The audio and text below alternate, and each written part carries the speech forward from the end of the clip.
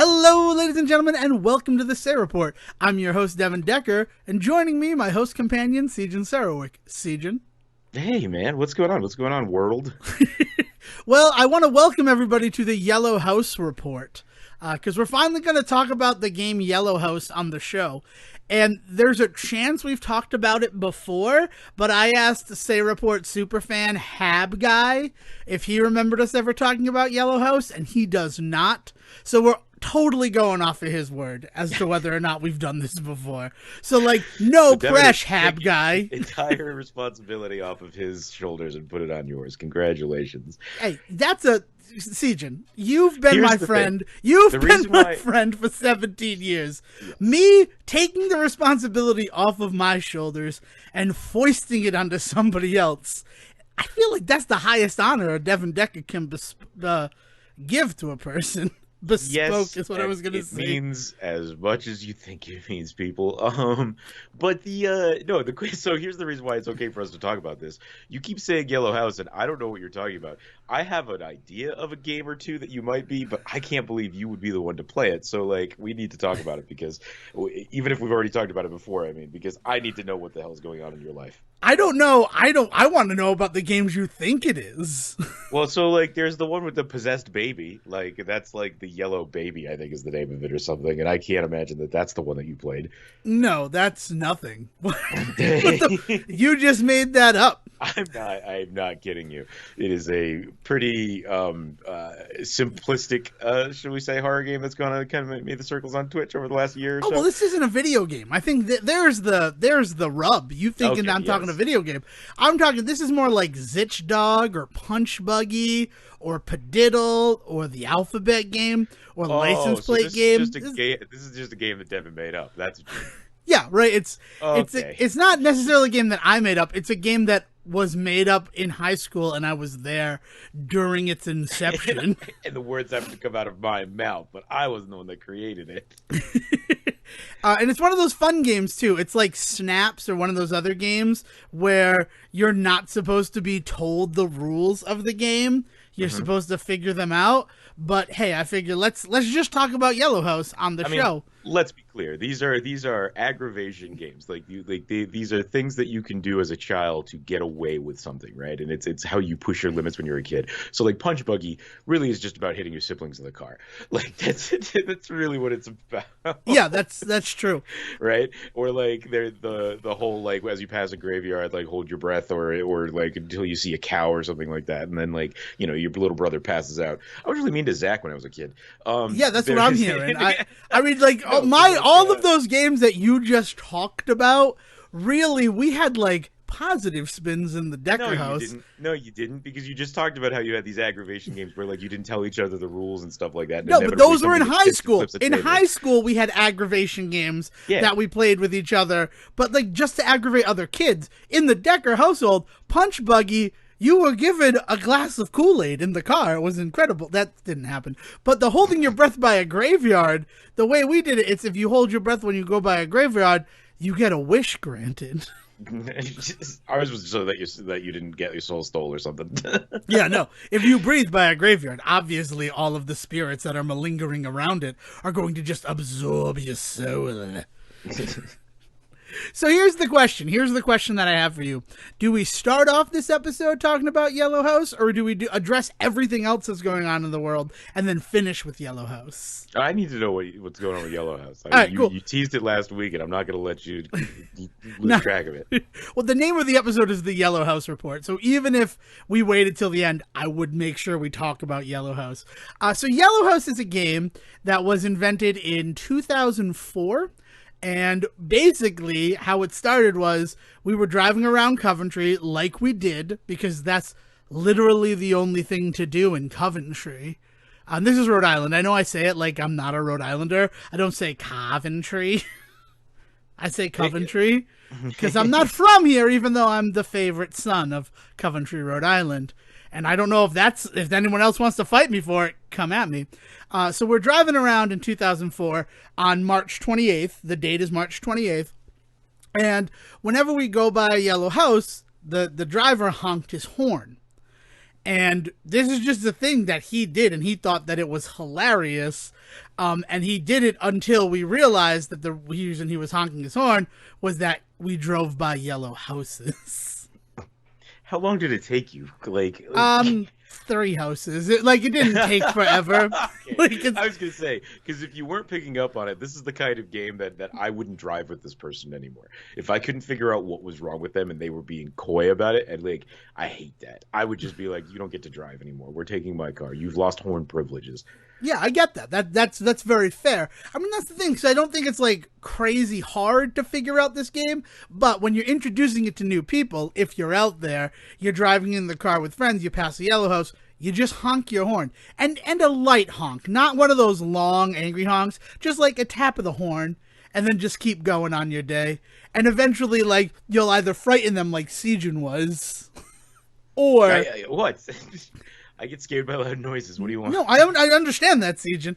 But then we've taken Yellow House, this stupid game that we played, and we've sort of evolved it into a thing where once everybody in the car knows, right? Everybody knows what Yellow House is at that time. While you're driving, you go Yellow House, and then they honk the horn. And that's basically Yellow House. But Dale and I miss it. I miss this a lot. One of the things I miss with the pandemic is going on long drives. We have added a couple of other wrinkles to the game of Yellow House. And it doesn't seem like a game that you can add wrinkles to, but there are some other things that you honk at if a game of Yellow House is active. And most times I'm in the car, a game of Yellow House is active. Just heads up if you're going to travel with me and you're afraid of loud noises, a la Sejohn. You've turned into a public nuisance at this point. You're just driving around honking. That's all you're doing. Right, but you're finding more reasons to do so. So the other reasons that you honk, the other ones that I have in the rule, are Yellow House, purple car. Like if you've got a purple car, you honk your horn when you see a purple car, which is doubly ironic because I now drive a purple car. That was a rule long before I had my grape ice colored vehicle. And that's what they call it, right on the paperwork. Grape ice. Yep, it's grape ice. And I don't know, I love my car. I love the color of my car. And then the last one is real horses. So if you drive by real horses, you honk your horn. But what's crazy is, like, okay, I will maybe give you horses. I might even go so far as to say I'll give you purple car. But I would say it has to be like a true purple, right? Like, you can't do any of this. Actually, that's more of a blue. No, it needs to be a obviously purple car, right? Not mauve either. Yellow house is a weird one for me because there's just a yellow house I look out my window and I see 2 out my window now. Yeah, so like, if I ever drive down your street, I'm a honk twice. You're just honking. My point is you'll be honking more than twice. You're literally, you can run out of a horn, right? Like I have actually heard somebody run out of horn. No, that can't be true. You have to go and get it recharged eventually, yes. I mean, like, nobody ever has to do it. I've only ever heard of one person that did, and that's because they had the worst road rage of their life, and they were in a Volkswagen Beetle. So maybe the horn in a Beetle only holds so much horn, but you could definitely, yes. Well, that's good to know. I was unaware of this, that I was wasting horn presses. You know what, though? On the other hand, like the way I'm going to choose to look at it, if you get a horn down to nothing to the fact that it needs to be recharged, has that horn not actually fulfilled its life's goal? To honk until it cannot honk no more? It's honked life to the fullest. Oh, my God. Yeah, Spartan, you've been raised to die. We are the few against the many, Sejohn. But yeah, no, it's just a game. It's a stupid little game. And I've been thinking about it lately as I've been driving more. And I see these yellow houses. And Sejohn's not wrong. Like, I'd say 1 in every 6 houses is a yellow house. So it's not a forever game. But it's really fun. If you're driving with people for the first time. I did this. I was working on a film. Circa like 2015. The film's called Northwood. I don't think it's available anywhere, but in it I play a murderer named Derek, and the whole movie is like found footage horror type stuff, and it was a fun little film to work on. In fact, I won Best Supporting Actor in the New Hollywood Film Festival that we entered it in. So that's something, right? I don't and I say I won Best Supporting Actor. I didn't get any award, but when the nominees went up for all of the awards in it, the only nominee for Best Supporting Actor was me. So I choose to take that as a win. I just want to make sure, in case someone from New Hollywood is listening, that's how I take it as a win. If you're the only person nominated for an award, I think that means you win that award, right? Yeah.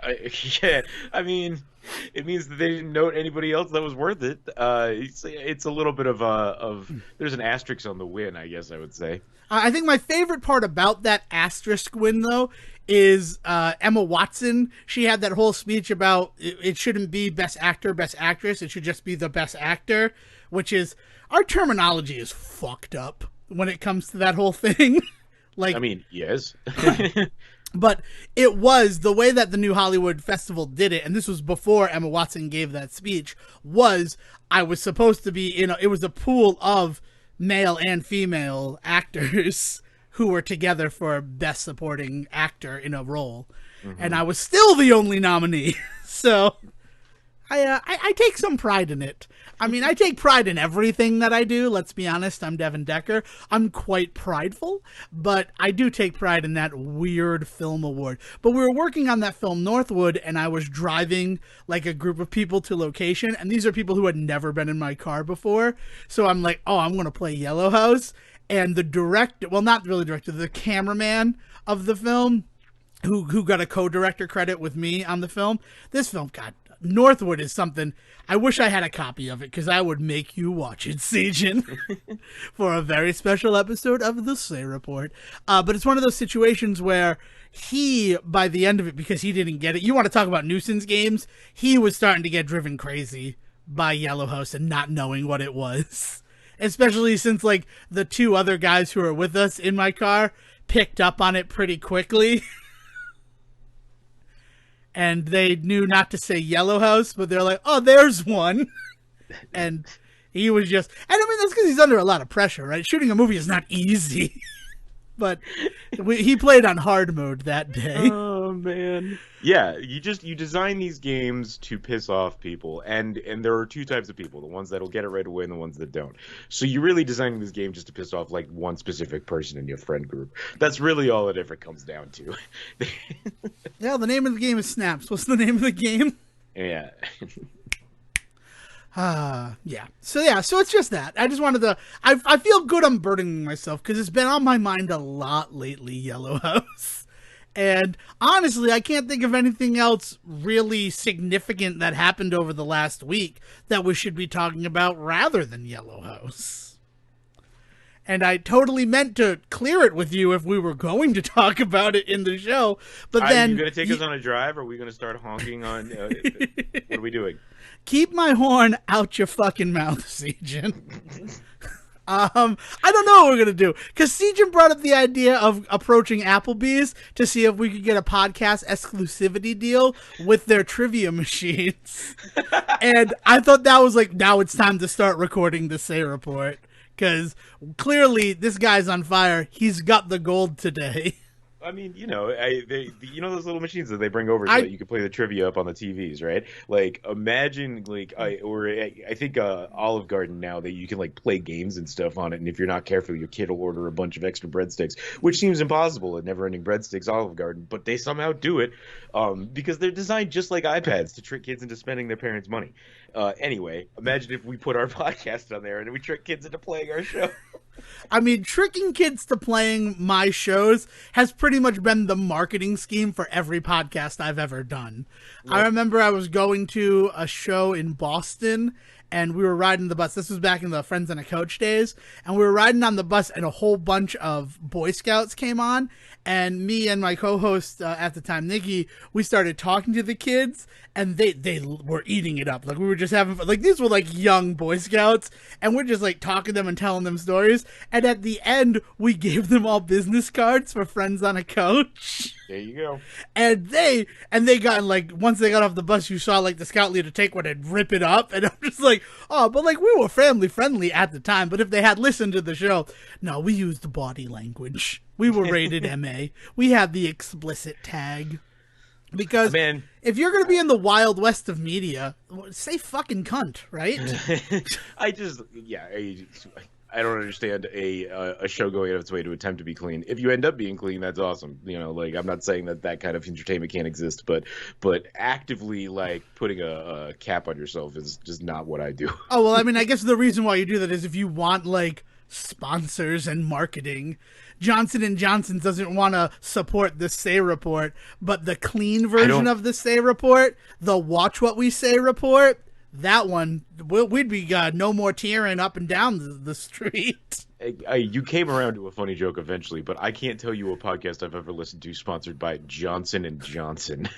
Well, they're my favorite characters in Die Hard, Sejohn. I'm sorry. No relation. And everybody knows that those motherfuckers at Squarespace, those are some dirty motherfuckers, so they don't give a shit about language. I'd rather work with Stamps.com than Squarespace, but neither one is calling. So we're going to start going to Applebee's. They have an exclusive Mountain Dew product. Why not have an exclusive podcast presented tableside? So, there's a couple of things I wanted to talk about today, but you know what? Let's talk about Mountain Dew instead. I love it. I love talking about Mountain Dew instead. Because I have been having some feelings and some thoughts about Mountain Dew and the ways in which they really have cornered the market on the weird flavored sodas. Like, it was like a thing for a while where people were trying all sorts of weird flavored sodas, and then like the big wigs got in on it, Coke and Pepsi and all that, right? Yeah. But they don't do that so much anymore. And even some of the smaller like weird flavored sodas are harder to find. You have to go to like go to Rocket Fizz. Rocket Fizz is pretty much the only place to get weird flavored soda. You got to go to the specific store, right? Like out here, there's like one market, and there's only one store of that market that we know we have to go to, like 2 towns over, if we want to go to the weird store, the weird soda section, right? Like that kind of stuff. But Mountain Dew has decided to just say fuck it, and just like they're gonna do it. They've come back with a vengeance, right?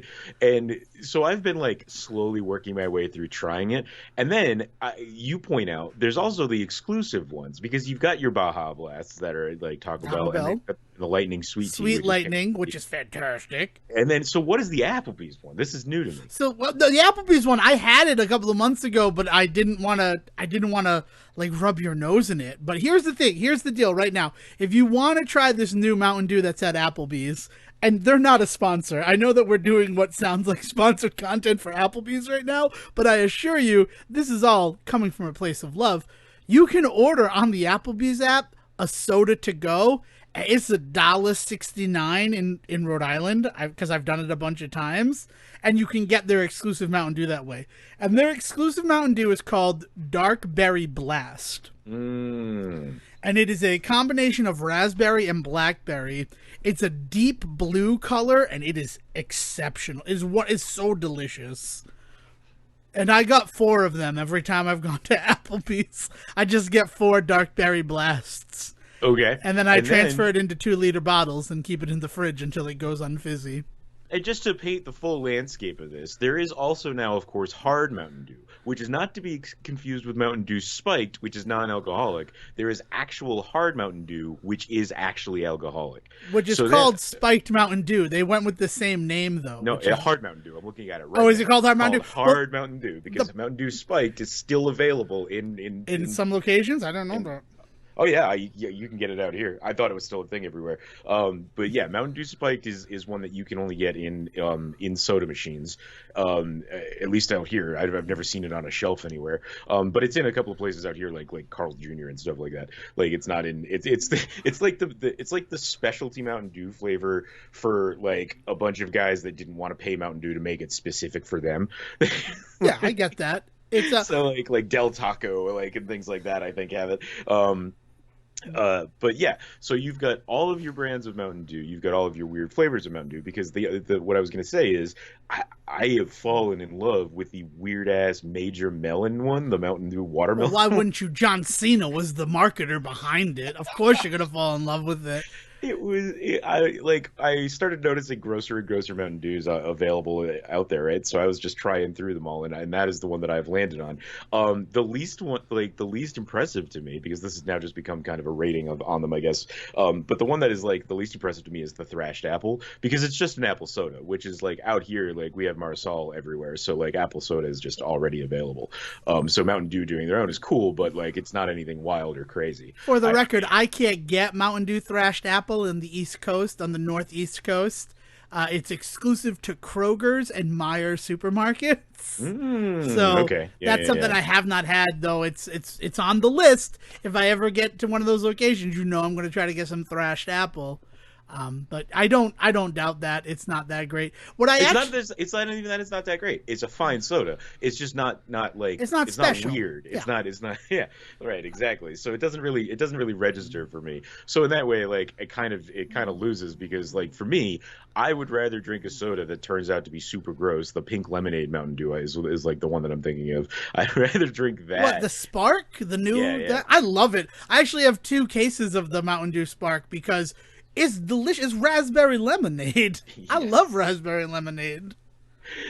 But it has that really nice, like, Mountain Dew, like, sickly sweetness in the background. At the end, that's very true. That true. is very, like, yeah. I liked their holiday one from last year because it was this gross white color, which they've kind of done for all of their holiday themed sodas. It's just like, we've realized we can make this really gross white colored soda and flavor it however we want. Well, we've talked about this before, right? Because didn't we talk about this with like Airheads, the mystery Airheads, exactly. one time? Like, God, years ago at this point. But like white, the color white is like the mystery flavor color. You don't have to assign a specific flavor to white. In fact, it's better if you don't. It's better if you leave it a quote unquote mystery. So like holiday Mountain Dew is all I want to know. I don't like. Yeah, exactly. But so the Halloween ones, the first one was like a candy corn, and then the next one was a wild berry Skittles-esque flavor, and then they did a Christmas Mountain Dew, and I still have a bottle of it, and it's like gingerbread house flavored. I don't remember what the title of it was. Gingerbread. And everybody was like, "That seems so gross that I drank it." I'm like, "It just tastes like ginger ale. Like it's like a spiced ginger ale. It's actually quite delicious." It's probably just ginger beer. Like, let's be honest. It's probably just Mountain Dew, just ginger beer. Yeah. So Mountain Dew's just been blowing up the freaking charts around here, and I believe I've also talked about this, but soda is also really big out here because there's not a lot of heavy drinking. When the majority of your population, I get it. Right. When the majority of your population does not partake of alcohol, but then they seem to freaking love themselves like some Mountain Dews and some Monsters and things like that. It becomes kind of like the way that people talk about craft beer is the way that they talk about sodas out here, and so Mountain Dew's just been taking off with everybody around us, because like now there's like teams groups at work of like people like arguing about like what's the best Mountain Dew new flavor, and like when new ones come out they all test it together and stuff like that. It is buck wild, but good on you, Mountain Dew, for seeing a hole in the market and filling it. 2 other Mountain Dew flavors that I do want to just highlight before we wrap up this section, because I have some big things I want to talk about. I have some shower thoughts that I was excited to bring to the Say Report today. The first one is Sheetz. I don't know if you've ever been to a Sheetz. They're a convenience store, sort of like fast food place combined. I love Sheetz.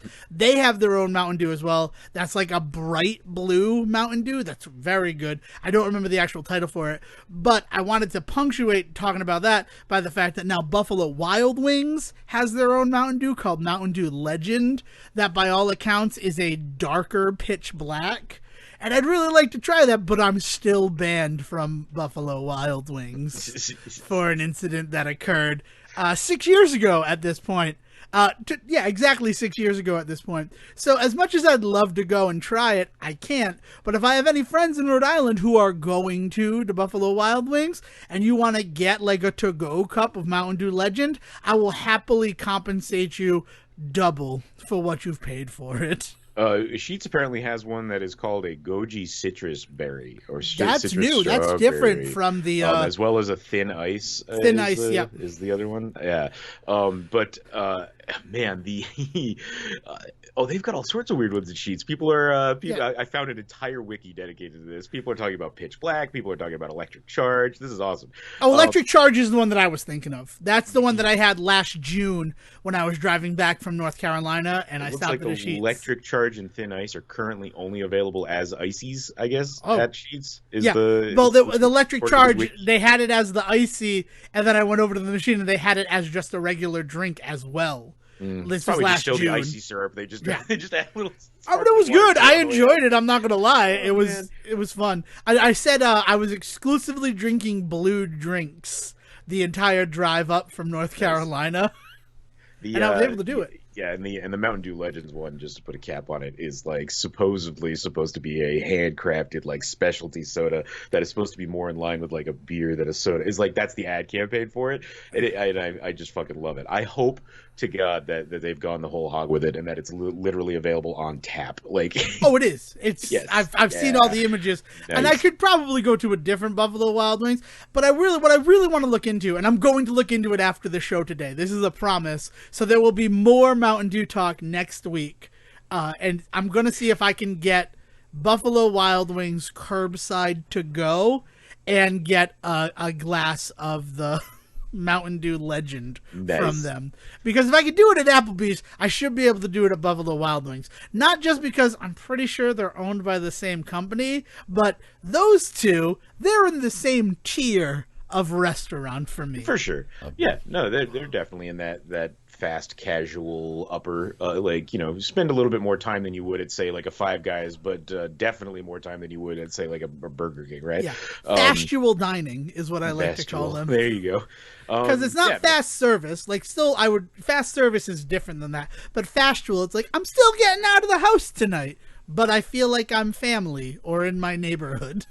Yeah, so moral of the story is, as a guy that doesn't really drink soda anymore, Mountain Dew is like slowly bringing me back into the soda fold, and that's probably not going to be a good thing. At some point, we're going to be talking about how I have to get off the stuff, but my addictive personality will kick in any moment now. What I've done is, and this started at last January when I started working from home, is I allow myself 1 can of Mountain Dew a day. And by doing that, by like monitoring it, it's been pretty good. I also drink at least 16 cups of water a day. Yeah. I heard that to be on Survivor, they recommend that you do 2 gallons of water each day while you're out there, which is insane, right? Because if you're actually on a desert island, like what Survivor is supposed to be emulating, there ain't no way you're getting 2 gallons of water a day. Yeah, you're not finding that. Just trip and fall into a spring, but no, yeah. Well, they have their wells that they have to. It's ridiculous. Survivor's such a ridiculous concept, and I can't believe it still persists. I'm so happy I'm not addicted to it like I was like 8 years ago when I was on chat rooms and message boards about it. The fucking craziest thing about Survivor is that you watch people get to each other's throats and get like rude and mean and the gross types of humanity all over like a friggin' Applebee's hamburger, because they're like, the prize is we will order one exclusive. Also, we're gonna have to order it from the one off island and get it flown in. So by the time you get it, it's gonna be cold and mushy, but you're gonna love it because it's gonna be the best thing you ate in a week. You know what you're gonna love more than eating that is the diarrhea and dysentery it's gonna trigger in your system, because it's not gonna know what to do with those fucking nutrients that you've been depriving it of the last 21 days. And for this, the prize is the runs. I mean, eventually you could win $1 million, but Survivor, it's a thing that's still happening. Who would want to go on Survivor? I don't know. But I don't even know how we got on Survivor. Oh, the water. So I can't bring myself to do 2 gallons a day. It's a lot. I'm also not in that, but I do try to do about 1 gallon of water a day. So it evens out where I can have 1 can of cola per day. Yeah. I mean, yeah, I would say that you talk to your doctor, because I bet you if you told them that you were drinking a pack of Mountain Dew a week, they'd probably still give you a talking to. But yeah. I mean, I usually only do it on work days, so it's 5. Right, and then 1 for Eli. Oh, right, yeah. Elijah. And then, Sunday is a cleanse, right? Like, yep. That's like... I cleanse. I talk it out, and I drink water while I'm doing it. Yeah. So that's the Mountain Dew section of this episode. I would like to share a shower thought that I have been having, and then you could yeah. So that's all I've done for the last 20 minutes. So go nuts. Heathcliff and Garfield, right? Okay. Who do you prefer between Heathcliff and Garfield? Oh, please, the two of them. Kissing. I mean, you want Heathfield or Garcliff? Garcliff. I guess. Okay, here's the weird thing. Heathcliff to me, you know what? Garfield, plain and simple, because Heathcliff to me is just a lamer Top Cat. Oh wow, I mean, Heathcliff kind of existed pre-Top Cat, but I get where you're coming from. Did it? I think so. Heathcliff has been around for a long time. I mean, to a point that I was kind of overwhelmed when I wanted to do my research into this topic, and I'm like, I'll just bring it to Sejohn and maybe we can discuss it. Well, That's the thing with then shower Top Cat just thoughts. perfected the formula. Top Cat's the best. Everybody knows that Top Cat is the best. No one will doubt that. It's indisputable. Top Cat. Most close friends get to call him TC, provided it's with dignity, Sejohn. Oh, God, I would write a Top Cat movie for Hollywood right now, and it would be probably just okay. Let's be honest with it. I don't know if anyone... against the universe to get Andrew Garfield to play Top Cat. Oh, my God.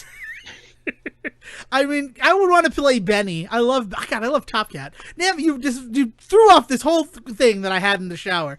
But here's the thing: shower thoughts are not the type of things that you should research forever. They're the type of things that you bring to your friends for conversation. So I was thinking about Heathcliff and Garfield, and I kind of prefer Heathcliff to Garfield. And then so this could be biased, what I'm going to ask, or what I'm going to say here. I think that Heathcliff would represent extroverts and Garfield would represent introverts. Am I off base with that thought? See, it's a weird thought because, like, Garfield has such a mythos around him now because I don't know, like, how deep into the memes you are, but, like, with the whole I'm sorry, John movement over the last, like, 3 or 4 years, and, like, there's an idea that Garfield... It's not that he's introverted, it's that he has no time for humanity. Let me put it that way. And so that doesn't say introvert to me, right? It's not that he doesn't want to go outside. It's that he feels no need to be outside, right? And so, like, maybe that's just like the maximum level of introvert. I don't know. But, like, whereas Heathcliff feels a need to be loved. And so, like, you could call that extroverted if you want. I just call it annoying. Yeah, I guess it's an oversimplification to call it that way. But thinking about Garfield, when you think about Garfield, he is sitting in his little bed or eating lasagna. Oh, yeah, no, he always wants to just stay inside and just eat. He's depression, really. Yeah. It's not even just introversion. It is like he is legitimately just depression. Yeah. Just that John carries around, and he's sometimes able to leave it home, but he always has to come back to it. Oh, wow. I never really thought about the metaphorical meaning behind Garfield. I really like to think that Odie being left behind by his owner was someone trying to give John a bit of just I can't think of the word here. Unapologetic happiness. Yeah, sure. Oh man. Like uncapped happiness. I think that, like, if you want to look at that as them as introvert versus extroverted, though, yes, I think that's a fair way to assign the two of them. So then it becomes really strange to me that I think Garfield has the more universal acclaim, even though Heathcliff has a ham helmet and once drove a tank into the butcher shop for ham. Well, I think that's the thing, right? Yeah. Is that people connect with Garfield because what Garfield represents is a pretty like. So let's talk about this. It is the comic strip mentality, right? It's the same reason why people latch on to like Kathy and to Zitz and all that sort of stuff. It's that slice of life, really easy to consume, really quick. We all connect to it in some way, style, right?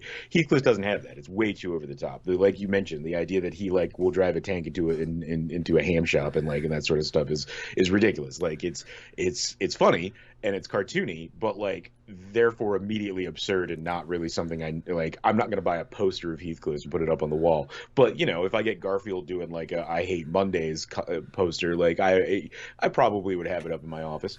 Yeah, everybody can relate to hating Mondays. Not everybody can relate to waging war on the ham shop.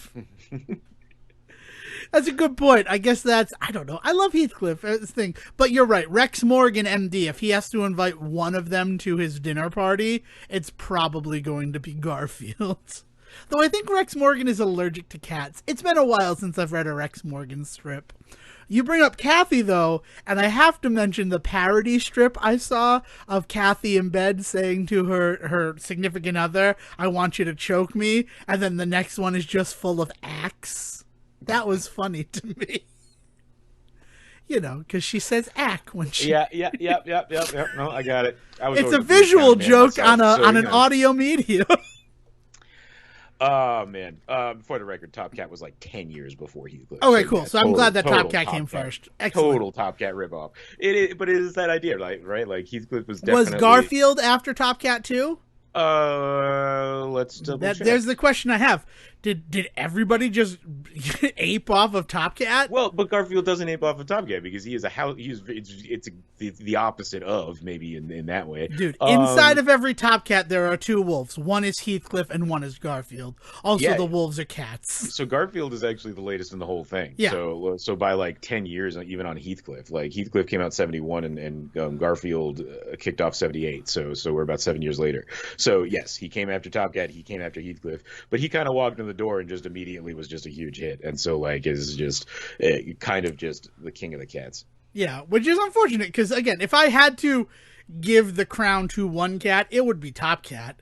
And not just because of all of the other things I did. Top Cat's like a bastard. I love Top Cat. Top Cat, I forgot about Top Cat, but that's because he's not a comic strip.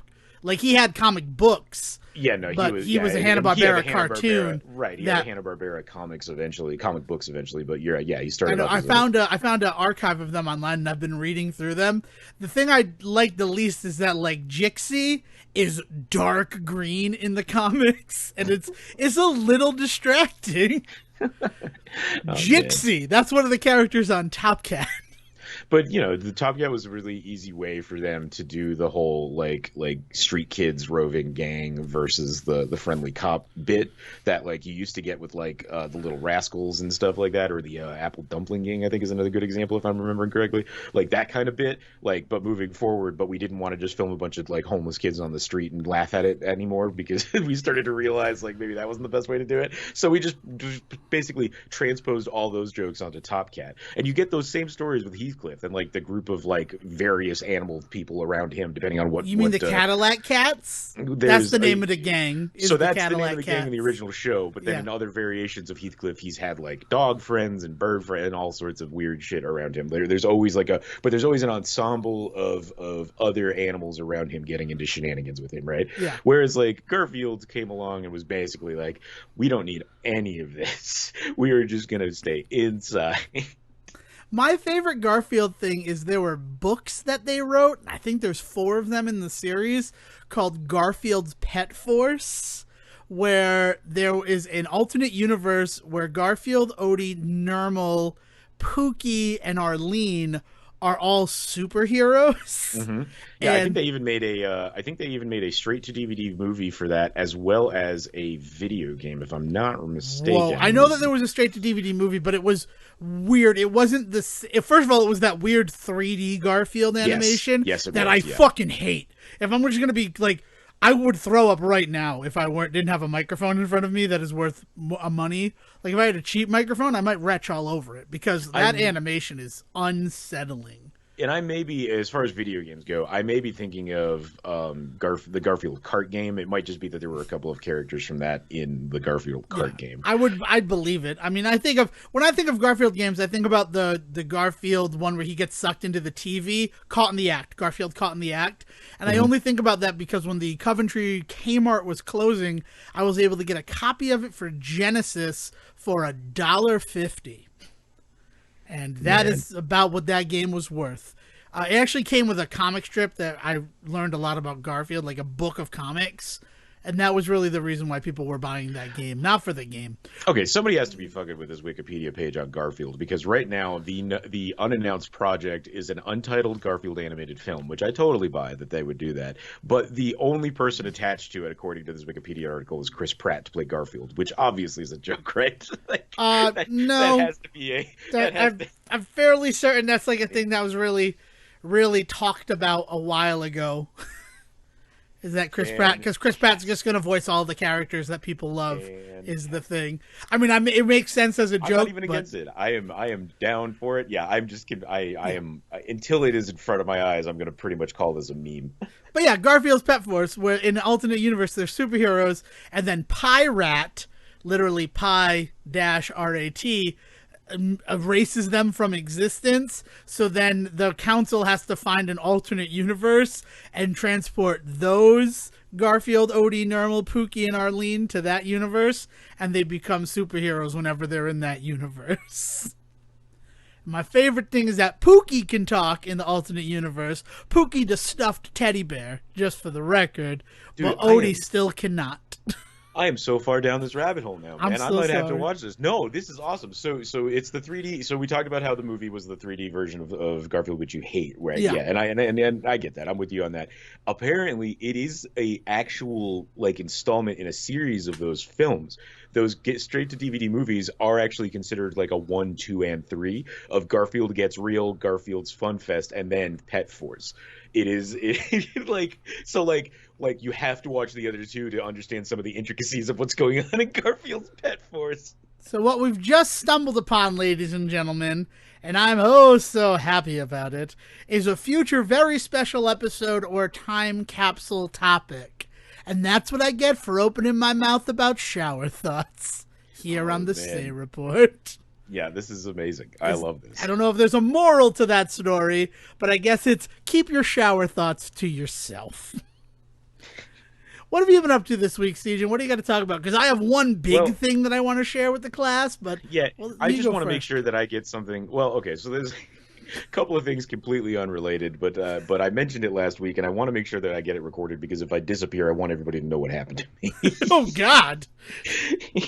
I so we're hitting kind of that time of the year. I think we talked a little bit about like the ebbs and flows of like games and movies, and sometimes finding it to like I kind of have to. I personally always have to kind of shift my focus every couple of months towards a different medium. Otherwise, like I find myself like unfairly like not being able to engage in certain things and like overly criticizing things because let's face it, I just wasn't in the mood for a movie this week, or I'm not in a video gaming place this time, so I need to stop forcing myself to try and get into a game, right? So right now, my big thing is I'm trying to kind of shift more back into reading. It's that time of the year again for Siege to actually pick up a book every once in a while. And one of the big ones that I've been kind of looking to pick up is because of its true crime nature, which I've kind of talked about is like a real easy like genre for me to just slip into and out of because of the true crime nature and the fact that there is an adaptation that's going on right now is Under the Banner of Heaven, right? Have you heard about this one with Andrew Garfield? Funny enough. Yeah, we were talking about Andrew Garfield. He hates Mondays. Yeah, no, you mentioned it last week, and that's about as far as it went with me. I know that you've been looking for it, but so very anybody that's difficult. paying attention, yeah. So anybody that's paying attention to the show, I think I know it as a Hulu exclusive, but it could be on TV. I don't pay attention to that anymore, but it's on Hulu. There's 2 or 3 episodes out already. By all accounts, great show, and from what I'm reading in the book, I'm excited to watch it.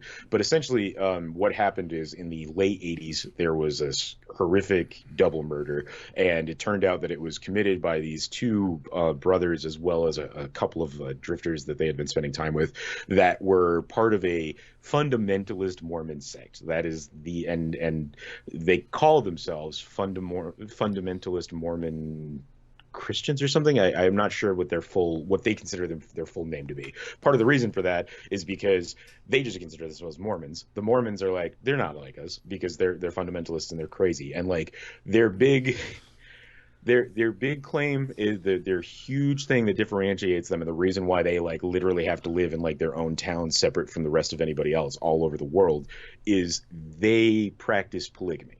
It is a huge part of the religion for them, is the idea that not only do you partake in like polyamorous relationships, but on top of that, like you make sure that you marry people. But also on top of that polygamy is tied in with you can't have sex if you're not married, Sejohn. I get it. But a lot of that stuff is tied into also child abuse and things like that, because very often the way that these polygamous marriages work is that when a girl turns 13 or 14, she basically just gets handed to a guy that already has like 20 wives and becomes wife 21. And you end up with a lot of girls that are having children well before they're able to, in some situations, ready to, mentally, physically, all that sort of stuff. There's also a whole bunch of stuff just about like, consent that should be considered, all this. So across the board, just like weird stuff that this group does. And I mean, don't think I'm putting my foot down too hard when I say gross, right? like I don't think I'm shaking anybody's sense of reality if I'm going to start calling out this particular sect of this religion, right? And so to the point where like the Mormons have like completely disowned them, and so they literally at some point in like the 60s and 70s, I'm probably not getting those dates right, but essentially they pick up and they move out, right? Like there's all this stuff that happens where they get a couple of different presidents that kind of come after them. The governor of Utah in the 50s and 60s is like, yeah, we have to put a stop to this, and so they literally just pick up and they move to 2 or 3 different places. One of them is a town just way south in Utah that's like so far out in the woods that at the time they're pretty much left alone. But they also form a couple of groups down in Mexico and up in Canada, right? And that is kind of just like the stretch of this like particular religion. And these two people from this religion commit this horrific act of murder in the 80s, and the show revolves around a Mormon detective having to investigate these murders, and it kind of goes back and forth. It bounces into like some of the religious history of what's going on. It shows you what's going on in this case. It also bounces forward a little bit to the reporter that in 2000, because this is written by Jack Kerouac, I think I'm saying his name right, but the same guy that wrote Into the Woods with Emil Hirsch there. It's one of his early books, right? Into the Wild. Into the Woods is a Stephen Sondheim musical. Yeah, no, Into the Wild. But so you have this television series coming out. It's about this thing that interests me. It's in this area. You mean Jack Kerouac? It's not Jack Kerouac. Okay. It's John Krakauer. Okay, so that I thought Kerouac did Into the Wild, so that's what threw me off. Okay. No, Kerouac did not. No, because it's a true story. Yeah. Into the Wild is and Kerouac didn't, as far as I know, he didn't. Making sure it just seemed real. I'm just trying to understand. So let me spell it for anybody out there that wants to look into it. It's Jon, and then it's Krakauer. So I think it's Krakauer. Yeah, that sounds right. I'm sorry. I have to interject real quick. When you say Mormon detective in casting terms, my first thought is Andrew Garfield. And I'm very distracted by the fact that you're like, so this Mormon detective, and I'm like, all right, so Andrew Garfield. Like I see that. It works for me. Yeah. And so a huge part of, and the reason that's important is because a huge reason why a lot of the stuff that goes on in these sects are continued to allow, or why we continue to allow them, we don't. But when you have Mormons that are the main population out here investigating fundamentalist Mormons, it gets to be really sticky because there's a lot of weird stuff about like persecution and things like that they get involved in, and covering up and all sorts of gross stuff. That's what the TV show gets into, right? And that's what the book gets into. So you have this book written by a guy that has worked, that had one of his other books turned into an Oscar-nominated film, Oscar-winning film, right? Like Into the Wild, and then on top of that, you have this new series coming out with Andrew Garfield, another Oscar nominee thrown in there, to be seen, right? And so I just figured that it would just be really easy to get a hold of this thing. And I could not tell you how hard it was to find a copy of this book anywhere.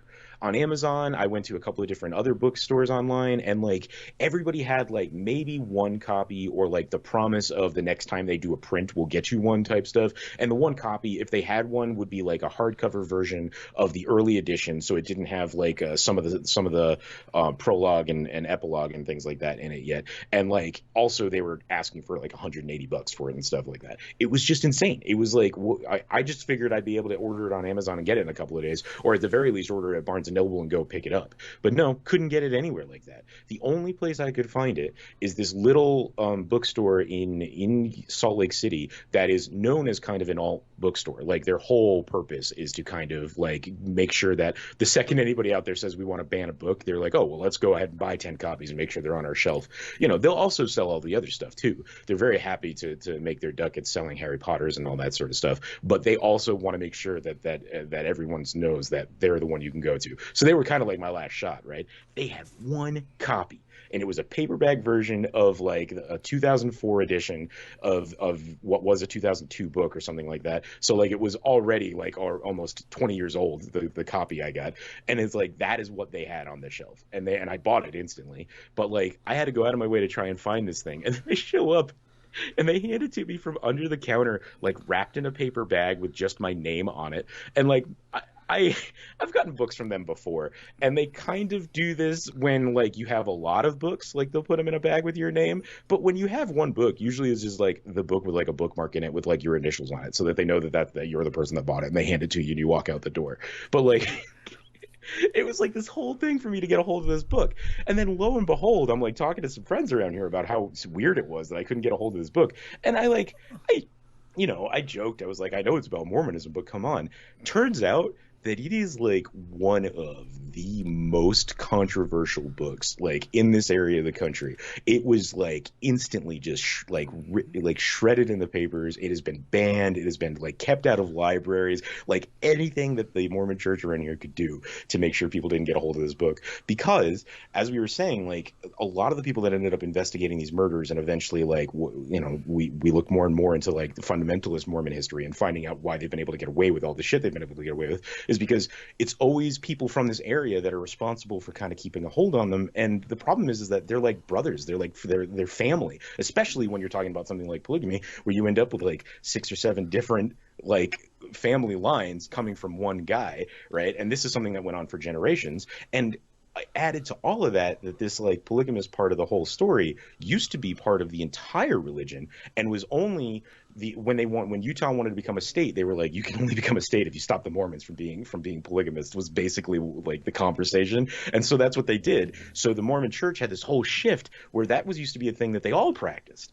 So like everybody out here is related to everybody in some way. It's like a huge thing at family gatherings to get together and talk about like different ancestry lines and talk about how certain ancestors, people can trace themselves back literally to Joseph Smith, or the other big guy is Brigham Young.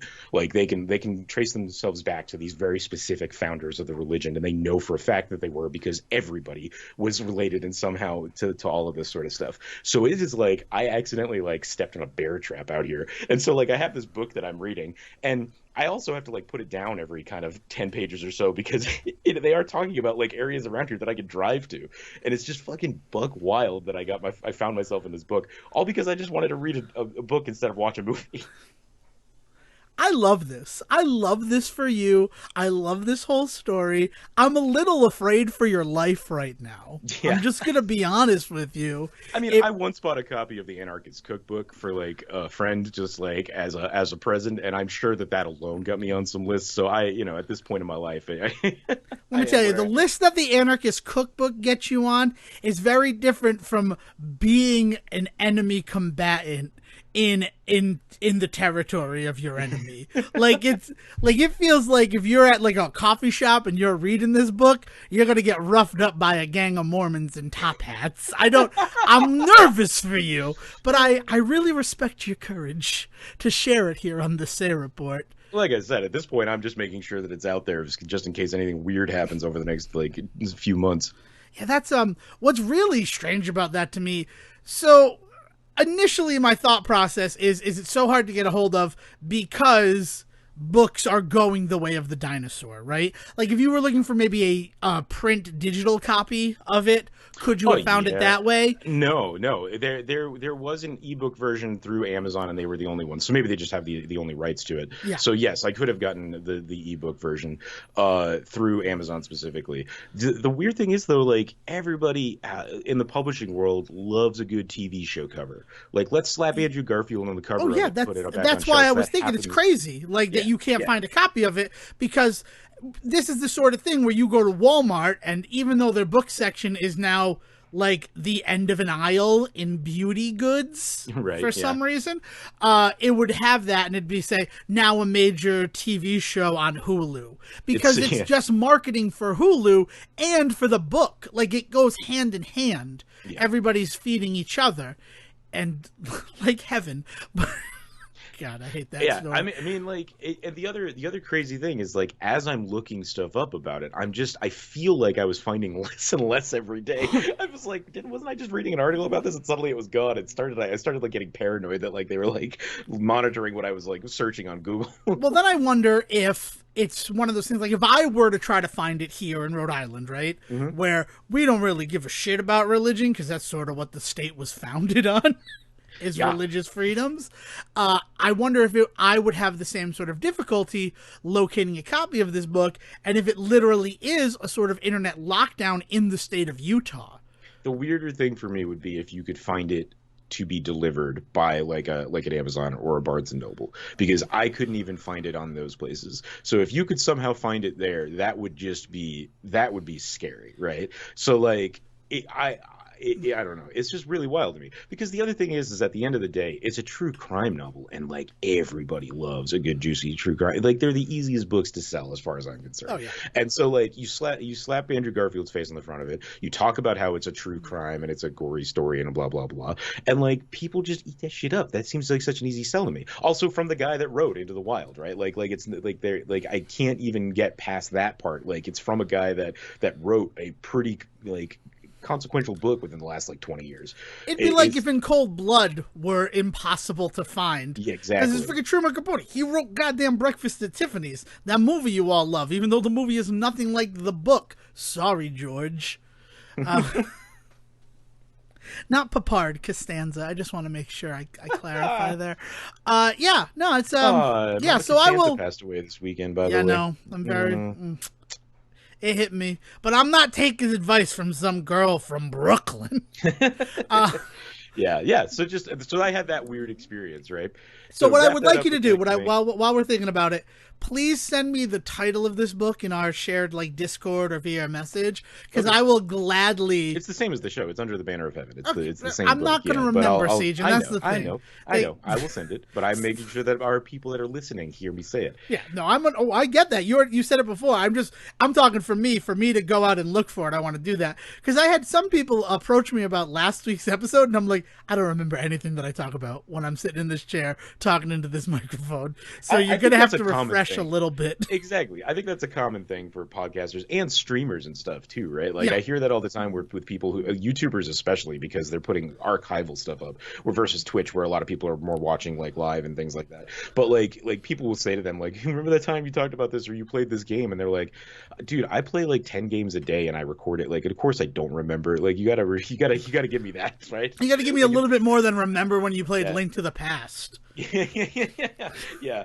Like, so for us, like, yeah, you definitely have to be a little bit clearer about when we're that time you had this conversation about this movie and this feeling you had on it. It's just like, yeah, I don't even remember. Maybe I might have had some bad cheese in my stomach that day. Maybe that's why I felt that way. Yeah. I think you used the wrong word there. You know what? If I did, I'm sorry. I'm not perfect, but I don't know. I'm just talking. It's probably right is my response to that all the time. I'm sorry. I will try to do better next time is what I generally say. And you know what?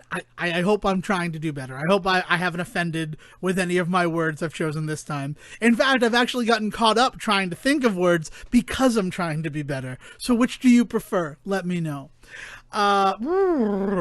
Okay. So I got to talk about the big thing I did this weekend, because I might be the only person who did it based on the numbers. I saw Morbius. Yeah, so you are only one of two people in my life that has seen it, and the other person said, it's all right, was essentially the response. So I'm excited to hear what you have to say about it. Yeah, good. I'm glad that you're excited. I thought it was fucking excellent. I thought it was a great time at the movies. It's very obvious that because this film was delayed 2 years and came out in a post Venom 2 Let There Be Carnage and a post No Way Home world, they had to change something. Yeah, so one of the biggest things that I'm curious about is they've really been playing up, like literally putting him on the press tour, Michael Keaton, for this film. How much Michael Keaton is in this film? Okay, so big spoilers for Morbius. That's the first thing that I'm going to say here. I know Sejohn doesn't care, but if you're a listener out there and you care about Morbius, first of all, I'd like to talk. I'd like to know that there are other people like me out there. But second of all, I'm going to just spoil the shit out of stuff right here. So I'm going to give you until the 58-minute mark to get out of here and go find something else to do. And once we get to that mark, I will answer Sejohn's question about Michael Keaton. Welcome to the 58-minute mark. So we use a little term here at the Say Report, a term whose origin we're going to explore this December in a very special episode. So that's something to look forward to. And that term is called Sejohn's Gambit. And Sejohn's Gambit is the act in a movie trailer, or really any sort of marketing, but specifically the origin of that phrase comes from movie trailers, where to sell the movie, they literally show you the last scene of the film. And Michael Keaton in Morbius is the biggest Sejohn's Gambit that ever Sejohn's Gambited. I cannot believe that how much they've pushed him as being a person in this movie. First of all, the scenes that occur in the trailers do not happen in the movie at all. Like the majority of them, or all of them? The scenes with Michael Keaton where, like, everything going okay, Michael? Like, they have some sort of relationship with each other. Yeah, right. And honestly, I have to wonder if this was the plan for the movie was different from the beginning. So I'm going to start at the end. It's the worst place to start when you're talking about a movie, but the Michael Keaton, like, shadow that is over Morbius is so grand that to not start there would make no fucking sense. That's just the truth of the matter. Mm-hmm. And the fact is, so credits roll on Morbius, right? The movie ends, you get an end of a movie, credits start to roll. Mid-credit scene number 1 is it's a shot of the New York skyline. Some spoilers for No Way Home as well, but I think you understand what's happening in No Way Home, but this isn't a huge spoiler. And the movie's been available for 2 weeks now for digital download. And again, we're still going to do our No Way Home episode on April 18th. So whatever.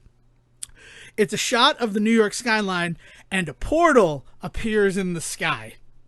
And then it's a shot of an empty prison cell where Michael Keaton's Adrian Toomes character just appears.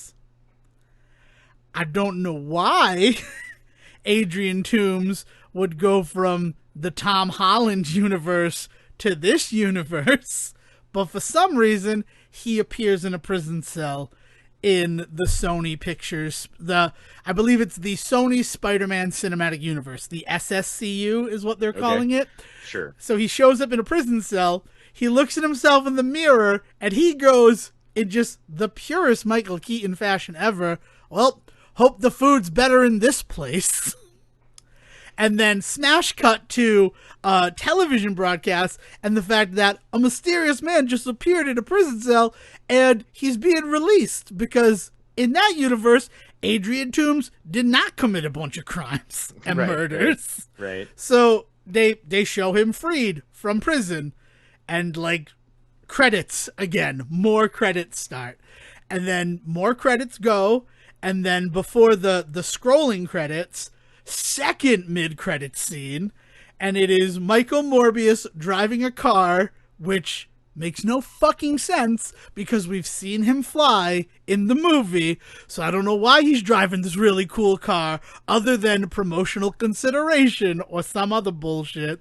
And he drives out to the middle of the desert where Adrian Toomes, in his full vulture gear, which makes no sense because the Chitauri did not invade New York in the SSCU. So where did he get the technology to build it? Also, there's no tinkerer in this universe. So who built it for him? But he has his full vulture gear and he flies in and he goes, Michael, glad you decided to come. I think I figured out why I'm here. It has something to do with Spider-Man. I was thinking that maybe the two of us could team up and do some good. And then the scrolling credits happen. And then that's the end of Morbius, the movie. Because I don't think it's getting a sequel. Well, wait. So the universe that Morbius exists in, because this is important now, right? Is to sort this out. The universe that Morbius exists in is the same as the 2 Venom films, right? Yes, that is correct. Now, the next question. We saw Venom be brought forward into, brought into the MCU. From the SSCU. Still not quite sure how he left a little bit behind. I do like the bit, but still not quite sure how that works. But anyway, wibbly wobbly, timey wimey. He was in the bathroom.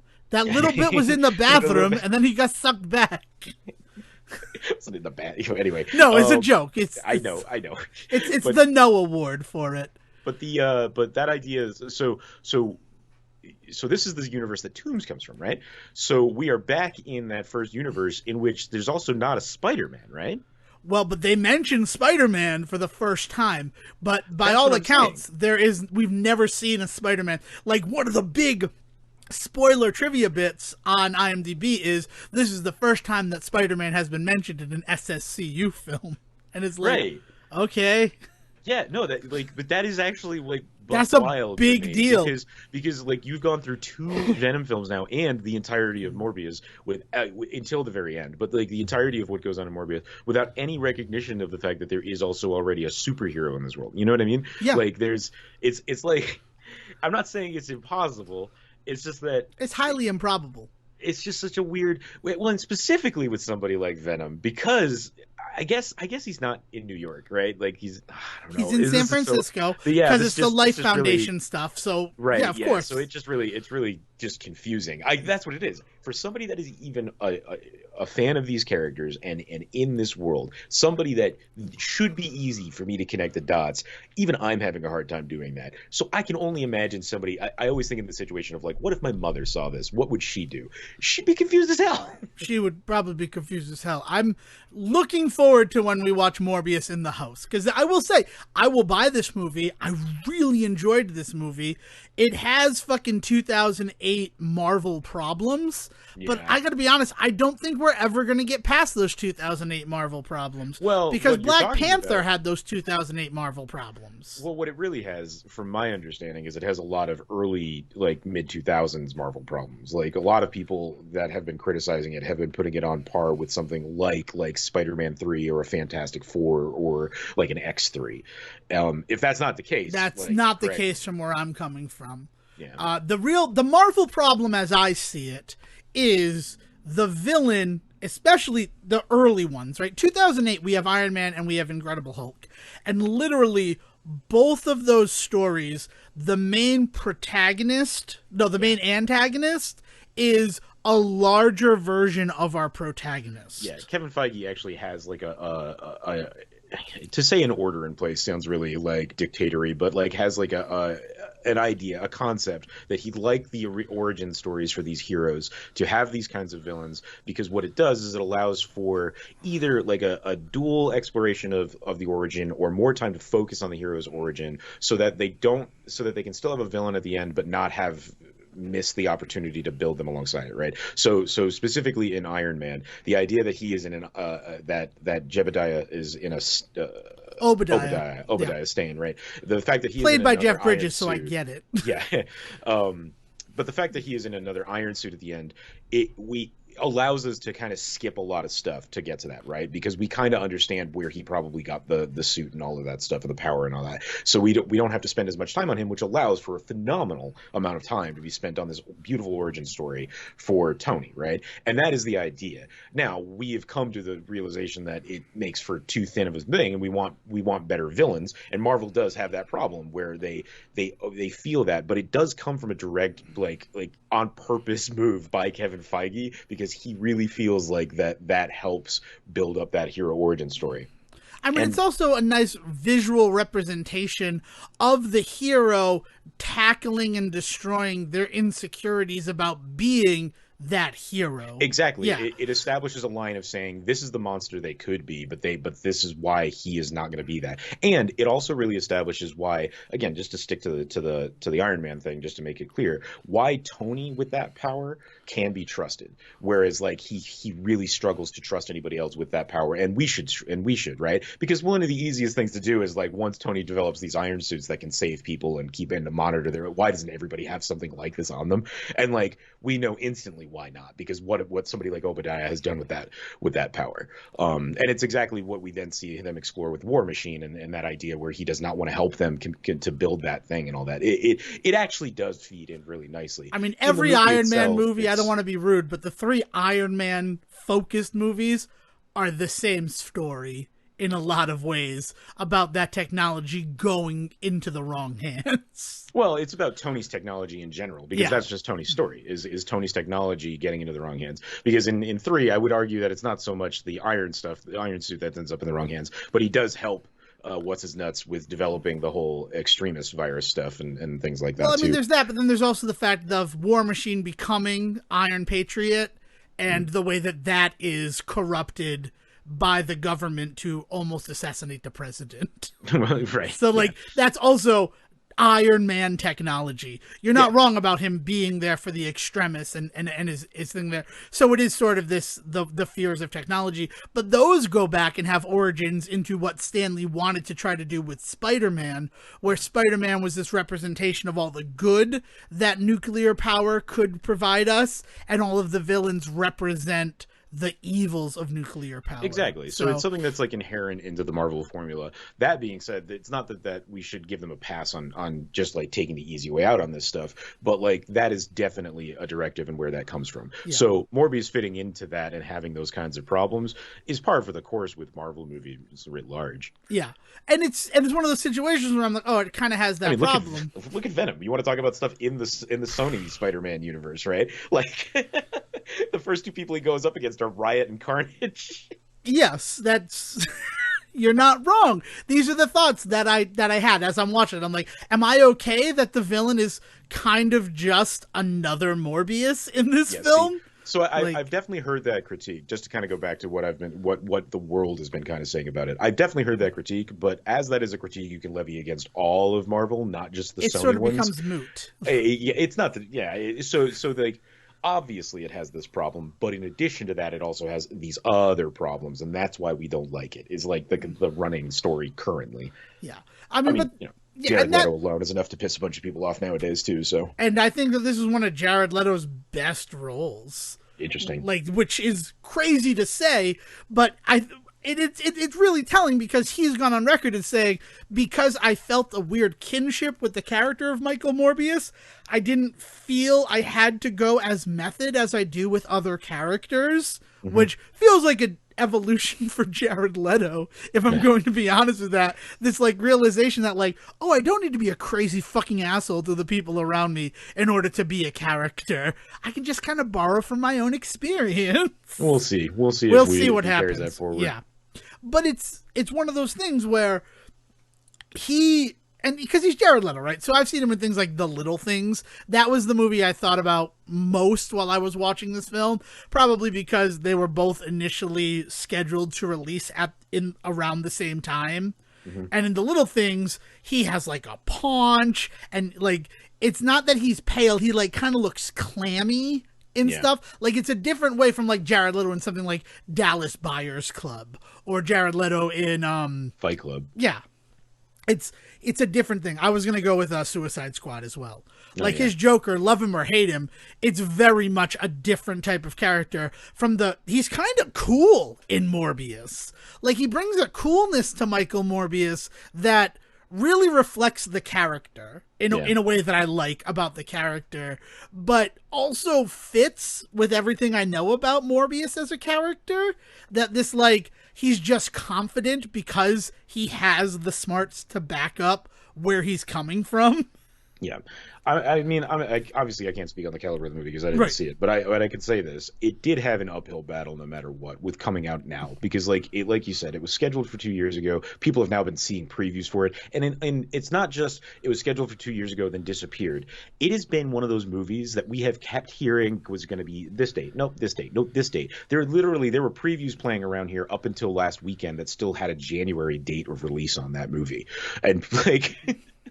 Like, it's ridiculous, like the number of different previews we got, the number of recuts that we saw. Like, even within previews we saw different versions of different scenes and things like that. The movie is just kind of was really screwed by the unusual circumstance of the last 3 years. But then you add to that also just all sorts of weird stuff that movie's bringing to the table. It's in a universe that people are not necessarily in love with because it's not technically the MCU. And let's face it, the Marvel the Venom and Venom versus Carnage movies, while they seem to be doing okay financially, they just get just shit on everywhere. And like, whether you agree with it or not, like they're not nearly as beloved as the stuff going on in the regular MCU. Not even the Spider-Man movies, which are technically Sony as well, right? But there's something that there's a lot of things that this movie was going to have to combat in order to like please audiences and actually change hearts and minds, and it just doesn't sound like it does it, which is not fair that the movie shouldn't have to do that. But on top of that, it just didn't. It had to, and it didn't. Morbius will forever be to me, when I went to go see Bad Boys for Life, and they showed the Morbius trailer before, and the guy sitting next to me he did not hit my arm. That was the other guy. That was the guy after Infinity War who punched my arm and said something to me, which is fine. And I'll share that afterwards, but I want to focus on Morbius, where he gently tapped me on the shoulder and he's like, hey, like, you know Morbius, right? And I'm like, yeah, I do. Like, I get this. This is a conversation I was kind of preparing for with the Morbius coming out. And he's like, that doesn't look like the Morbius that I know. And I'm like, yeah, because he was really, really edited down for the cartoon, which actually made for him being a more interesting character in the cartoon. He's kind of just a generic vampire in a lot of ways. And he's like, all right, cool, because I'm thinking, like, he didn't suck blood. He had, like, the hands. And I'm like, yeah, I know. He was very changed for the cartoon that you probably know and have, like, love for that character from. Yeah. And he's just like, oh, okay, cool, thank you. Well, that's something that we're going to have to address going forward with Moon Knight. And I'm sure that we'll talk about that in a moment here. Yeah. But, like, the world that is being introduced by both the Sony Spider-Man cinematic universe, I got to get used to that. The SSCU. Just say SSCU. And the MCU is really interesting because they're both kind of getting close to the edge of the very similar styles of universes with these like monster movie hero films that they're kind of slowly moving towards. And I'll be very interested to see how the MCU kind of handles a lot of that sort of stuff as well, because like, I don't know if it's a huge spoiler because it was such a background thing, but there's some like hidden hints about like Werewolf by Night in the background of Moon Knight. And like, you could argue that character also in the comics is just a pretty straightforward, lame, just werewolf character.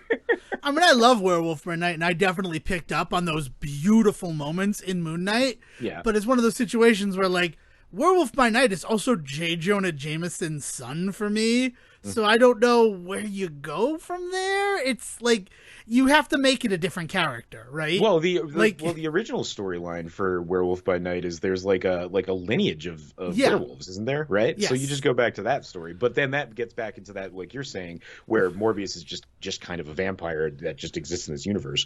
Then Werewolf by Night becomes the same thing, right? So I'll be very interested to know how far they go with that Werewolf by Night stuff, because like, I mean, like they even hit like a QR code in Moon Knight that like led to like the first issue that Moon Knight shows up in of that series. So like people are like convinced now that character is just guaranteed to show up at some point. So if that happens, it'll give us this really cool taste of like how they kind of handle the similar monster universes of these two hero universes.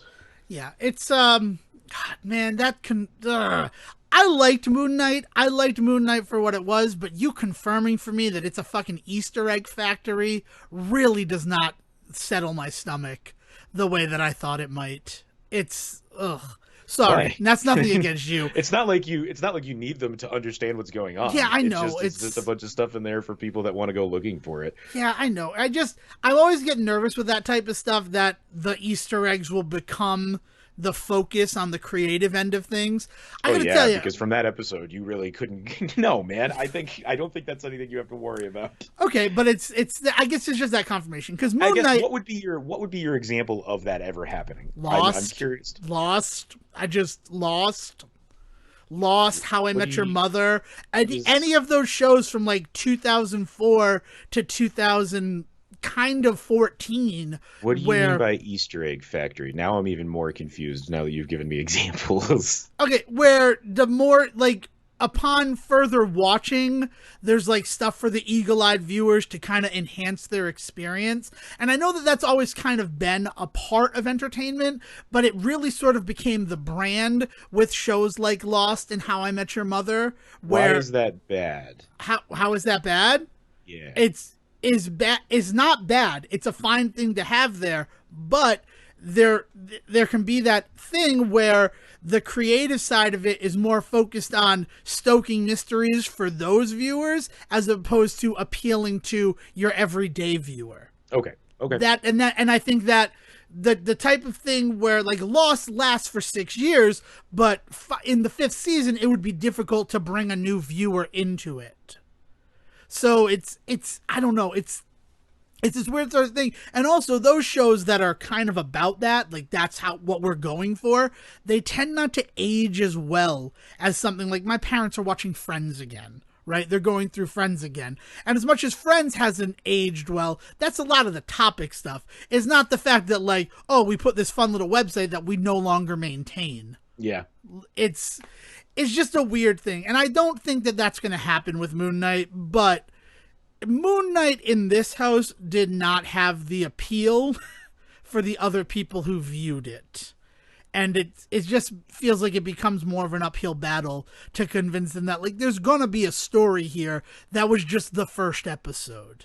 I'm all of this makes me much more interested to hear how everybody seems to feel about Morbius, because, like, I know a lot of people around me that have watched and enjoyed Moon Knight and have no desire to see Morbius, and it comes down to the fact that, like, that is MCU. Like, they feel comfortable in that world, and that's what they want, and they want to know how it's connected to that, whereas, like, Morbius just doesn't bring anything to the table for them in that regard. So kind of it's like the antithesis of that thing that we talk about, of the feeling left out stuff. Yeah. Like, it doesn't have any of that going for it, because not only am I saying, like, oh man, like, I need to see Morbius because it's part of this MCU and I need to see how it connects. It's not that. And then on top of that, I don't really have a well-established love of the SSCU either. So, like, it's not driving me to go see it for that either. So without either of those poles, what is this movie offering me? And it's just offering me Jared Leto as a vampire. I'm not turned on yet. Like, there's really not much that's driving me to this film. It's part of the reason that I haven't even seen it yet, is even as somebody that, again, like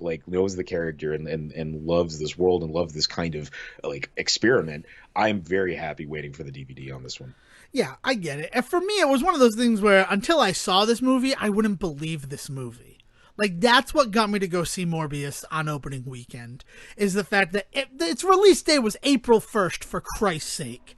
After 2 years of, like, delays and pushbacks. Right. I have expected to go in there and maybe just watch an episode of the Spider-Man cartoon series from the 90s that featured the character. they just up-resed and put on screen. Yeah, it was one of the things where I'm like, and I didn't see anything. The nicest thing about Morbius for me is that I didn't see any of the hubbub or discussion about it until after seeing the film. Like, it's like my social media kind of knew that I wanted to go. And then 2 hours after I saw it, they started to flood it with people like, I'm staking my entire life on whether this movie is good or not. That poor guy who staked his life on that being a good movie, I hope he's okay. I hope that he's going to be okay. So I think that I want to make sure that I'm painting a fair picture here. The other weird thing about this movie is I don't really know anybody that's talking about it. I know a few people, and it's within that group that these feelings are coming out, that I'm hearing about it, right? Because, like, again, this isn't like when Moon Knight came out and everybody was like, oh man, I got to see what's happening in the MCU. That just isn't there for this one. So people just aren't like going out of their way to see this one. So that's also, like, a weird part of it for me. But then, like, there's this idea that it's like when people talk about the DC EU, the DC versus the MCU, right? Is like you get these people that are just so adamantly against Marvel and the MCU and the supremacy that it has over the box office right now, and that in that it kind of in these people, it kind of puts them in this position where they just want to see something different. They want to see somebody else take a shot and actually succeed. So they get excited about new DC movies. I feel like the few people that I've seen that are like that are like quote unquote excited for Morbius are only excited for Morbius because they just want to see somebody else besides Disney Marvel do something with a Marvel property and succeed. And, like, you know, that's fair. Like you want to see some more diversity in the people that are making these films. I totally get that. But, like, if that's the only reason you're excited about this film, I cannot imagine that you're expecting it to be a great experience. I mean, I was excited for Morbius when it was first announced because of how exciting Venom was. And even rewatching Venom to watch Let There Be Carnage last year, I had forgotten just how fun Venom is, which is kind of a weird statement, but it's one of those movies that, Venom like, is nothing if not fun. Yeah. It is definitely a fun movie. Yeah. And the MCU, take it or leave it, there's a dourness to a lot of those films. They tend not to have the kind of fun that I'm punctuating a film like Venom with Tom Hardy. Well, there are certain ones that do and certain ones that don't. Yeah. You know, like the Ant-Man franchise is always the first one that's easy to point to for that sort of stuff. Guardians of the Galaxy, those are fun.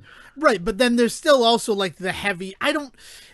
they have a nice balance of it where like Venom was like, we're just gonna have fun with this, and that's just a different type of movie, really, right? It's the campiness of Batman movies in the late 90s, right? Forever and Robin, which are panned for that sort of thing.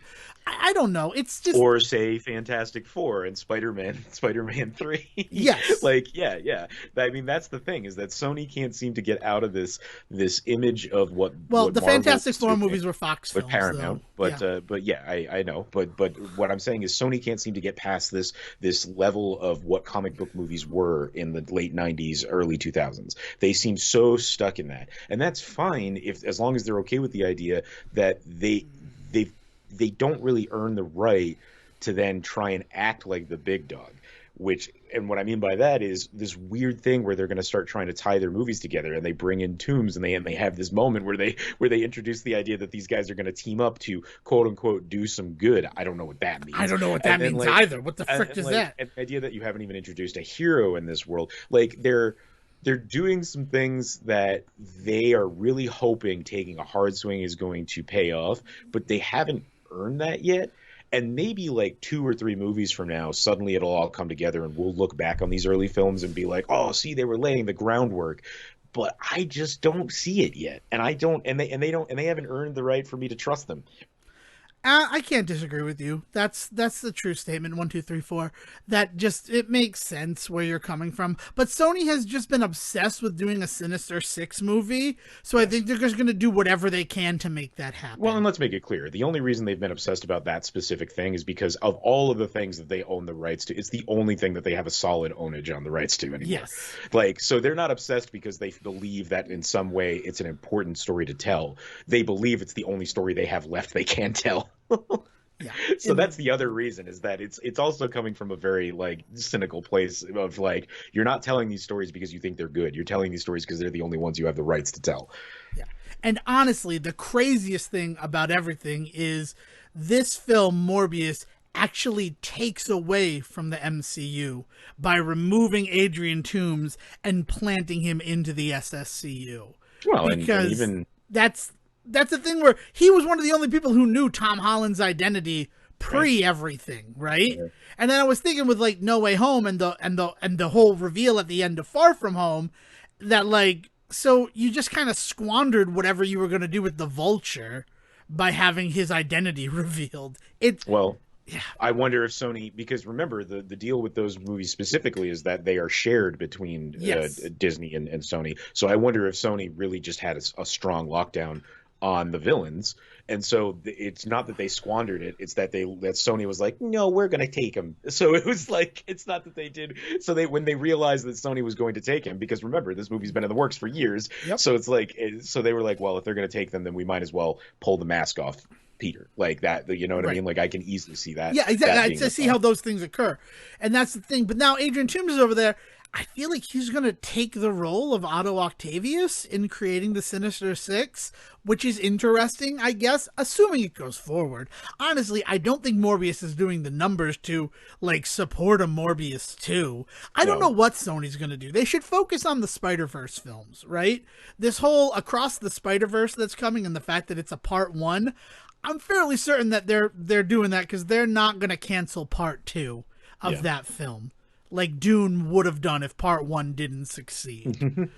Well, and they have no reason to think that this one's not going to succeed. People are extremely excited about that. Yeah, I mean, Sony is just so, they really want to have their hands in this pie. They really do, and so they're just doing everything they can. But it feels, it's starting to feel a lot like the conversations we've always had about DC, where they're so focused on wanting to get the money that they see that Marvel is making that they're not paying any attention to the love that Marvel is attributing to these projects as well. And I'm not stupid. I know Marvel's also real happy about the money they're making too, but time and time again, you consistently hear about how artists are able to try and push themselves, or when they're not, when their vision doesn't line up, they part ways with Marvel. But then, like, I'm thinking Edgar Wright in the Ant-Man films, right?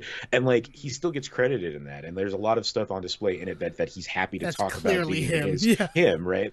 Like, and so there's always going to be grubby, gross money stuff when companies like Disney and Disney Marvel get involved. It's not that I'm ignoring that aspect is not there on that side. They're so good at walking that line between, we want to make that $1 billion film, but we also want to make sure that people understand that, like, we're letting our artists be artists, right? And nobody else can seem to do that. Like the way that Warner Brothers treats anything that happens in that house as far as a superhero movie is horrendous. The way that Sony is just like forcing these movies down our throats because they just want us to believe that, like, this is a good idea. It all reeks of just really gross money, like, choices that I'm sure are also there with the Marvel movies, but we just don't smell it. Because it succeeds. I think about that a lot of stuff with, like, Young Rock, right? I've been watching the newest season of Young Rock, and a lot of these stories, like, they're only fun to look back on what happened because he's a success. If Dwayne Johnson ended up being a failure, the things that he did would just culminate in, like, a depressing narrative that every time he tried, he failed. Like, it's the fact that you have that one success. And I mean, like, Marvel has that as well with something like Howard the Duck, right? That was their first real shot at making a Marvel movie. It fails, and then they go into fucking hiding for 14 years. 24 years? 24 years. Yeah, I mean, it depends on how you want to look at it, because the artists don't, because you see them shift towards stuff like some of the hour-long dramas that were on around that time, or the cartoon shows that you end up blowing up in the 90s. Yeah. So, like, so yes, the business guys go into hiding, and they kind of keep their fingers out of it for a little bit because they just don't know what to do. And then that's how you end up with some pretty amazing stuff, like the Amazing Spider-Man cartoon show and the X-Men show. Right. So... I mean, that X-Men show, you want to hear, like, just stories. That show should have never happened. Yeah. And the fact that it did is wonderful. And honestly is why we are where we are now. But it's just, I don't know. You just look at Marvel, and, I mean, the Spider-Man show only happened because of Batman the Animated Series. And that's a whole other kettle of fish, if you really want to look at things. It's nuts. It's just a crazy thing to look at. And just to finish up on Morbius, it's also very apparent that they had a bigger story that they wanted to tell, and they just carved that movie into an hour and 44 minutes. And it's because there's stuff that, like, happens and you're like, oh, I could see that having happened, but you know what would have been nice? Some explanation. Yeah. Yep. Yeah. It's, but I mean, I liked it. I liked it enough. I like that it references Venom in, like, some fun ways, but overall, it's so weird having it come out. It was supposed to be a movie before Let There Be Carnage. Like, it was supposed to be before No Way Home. So those things that occur is just like, okay. It's like Black Widow. Black Widow is this great movie, but it feels weird because it comes out so long after the fact of its relevance. Yeah, it should have came out 5-6 years ago, right? Yeah. But what are you going to do? Last thing that I want to talk about is Kirby and the Forgotten Lands, and I'm a big recommend of that game.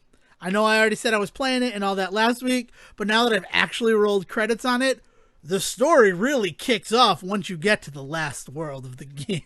That's awesome. No, that's cool though. And play it at your own pace. While I did everything on that first game, apparently the post game is a whole second playthrough of the game. And I don't know if I'm going to do that stuff. I've gotten enough story from it. But it's definitely worth a play. Even though I was initially a little disappointed, it wasn't a huge open world. And actually, I wonder if it became what it became later on in it. Because the way that final stuff occurs really feels like, man, this would have paid off if I were actually exploring the world and not just going to level after level. So, I don't know. It's going to be an interesting game to look at in the future. And if you're able to grab it and play it, I definitely recommend it. I mean, it's pretty well beloved already. I mean, it's a huge hit with fan art and all sorts of, like, people coming in and being like, I've never played Kirby before, this is so great, and people being like, don't play the other ones then. It was a really smart choice by Nintendo to lean into Kirby right now and to do this, and I'm really excited to get my hands on it. But I guess my thing is I'm not surprised. Nintendo just always knows what they're doing with their main properties. Yeah, I agree. It's just initially a little disappointed, but then I played it for 5 hours Friday night, and then I like looked, I'm like, oh, it's 5 a.m. I should probably go to sleep. And like, not because I was still like finishing it. I had finished the game and then was like cleaning up things, and I'm like, man, it's sleep time. Here's the only thing, and I'm gonna put it here. It's an hour and a half into this episode, so like semi spoiler. If you're in a cannon level and you have to wait for a fuse, if you hold down on the control stick, that increases the speed of the fire on the fuse. Good to know. That's an important thing to know for one of these timed levels. That I could get to the cannon with enough time to complete in the time allotted. But then I'm like, but I don't know how to make the fire move faster. There's a way. I don't know if they tell you in the game, so I'm telling you here on the Say Report. Hold down on the control stick. There we go. That's it. That's it. Any game stuff you want to share? No, I mean, I've been playing a little bit more of Tiny Tina. I've been diving in and out of the new Mario Kart tracks. I've been having a blast getting back to Mario Kart. I'm so happy to have that back in my life for this moment. And it's cool, and I'm looking forward to the further releases on it. But no, same stuff that I was doing last week. I'm hoping to get into Kirby this week with the family now that we've got some time. Excellent. Well, I best of luck with that. I'm going to be doing a Chrono Trigger playthrough because Chrono Cross comes out before we record our next episode. And I'm very excited to play through Chrono Cross again, a little bit more developed, because I played that when that game was new and there was a bunch of stuff that I just missed because I did not understand 3D RPGs at the time. is what I'm going to say in the nicest terms possible. So I'm excited to play that one, but it'd feel weird to play Chrono Cross without playing Chrono Trigger again, right? So if you're looking for a game to play, Sejohn, on top of everything else you got going on, Chrono Trigger's starting tonight for me. Excellent. Yeah. I think that's it. And if you got nothing else, so if you would like to audition to be Sejohn's replacement when he is, ultimately abducted by the Mormon Illuminati, you can find me on Twitter at Devon D. Decker. And if you have seen Morbius, let Devon know, because he needs to talk to anyone out there that has seen it, anyone at all. You can find him at Devon D. Decker. A lot of people are happy to talk to me about Morbius, but I'm the only one who's seen it. And that's a different conversation. All right. Thank you so much for listening. Remember to honk at any yellow houses you may see, and Will, please bring us home. Thank you for listening to the Say Report with your host Devon Decker and Sejohn Selwick. Please follow the guys on Twitter and Facebook by searching for The Say Report, and you can always subscribe on your podcast channel so this is delivered straight to you and you can enjoy it every week. With apologies to your mother, we'll see you next time.